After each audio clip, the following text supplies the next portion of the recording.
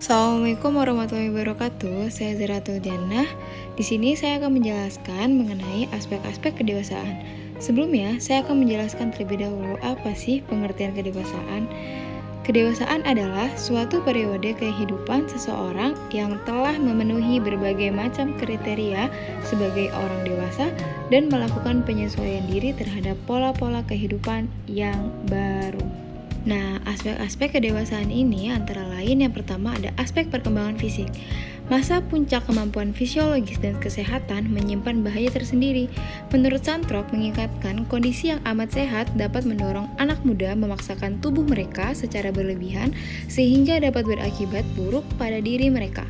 Selain itu, anak muda cenderung berpikir bahwa mereka ini akan sehat-sehat saja walaupun memaksakan tubuh mereka. Menurut Dobbs juga menyatakan bahwa sikap tersebut dapat memicu perilaku hidup tidak sehat seperti mengonsumsi minuman beralkohol, merokok, dan kecenderungan narkoba.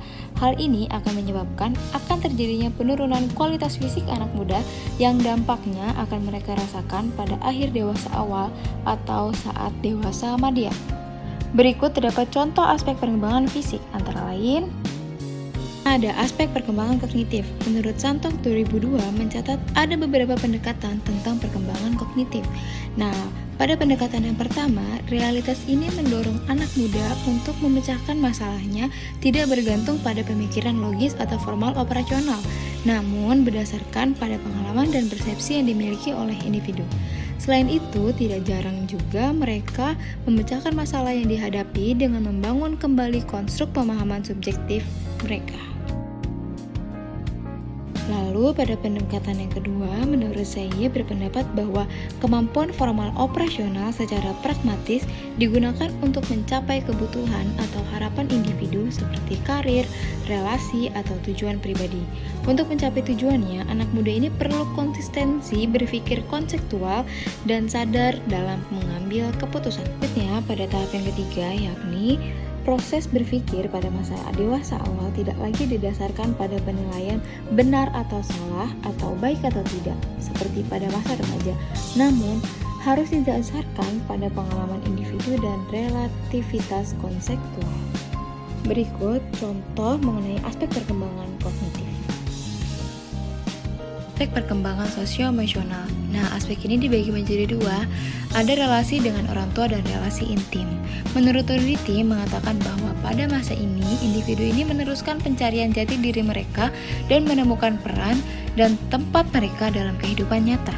Hal ini akan mempengaruhi pola relasi sosial.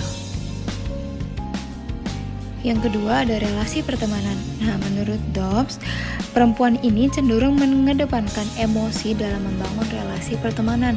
Mereka ini lebih menunjukkan ketergantungan dan kerentanan.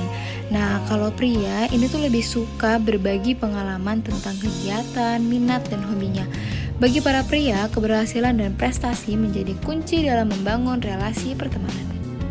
Berikut contoh aspek perkembangan sosio-emosional. Terakhir ada aspek emosi.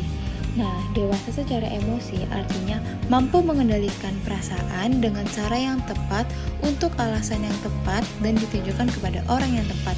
Jadi, jika sudah dewasa, emosinya ini akan lebih terkontrol dan lebih tepat sesuai pada tempatnya.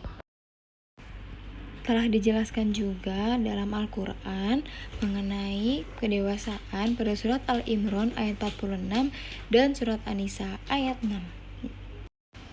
Terima kasih, thank you for watching. Wassalamualaikum warahmatullahi wabarakatuh.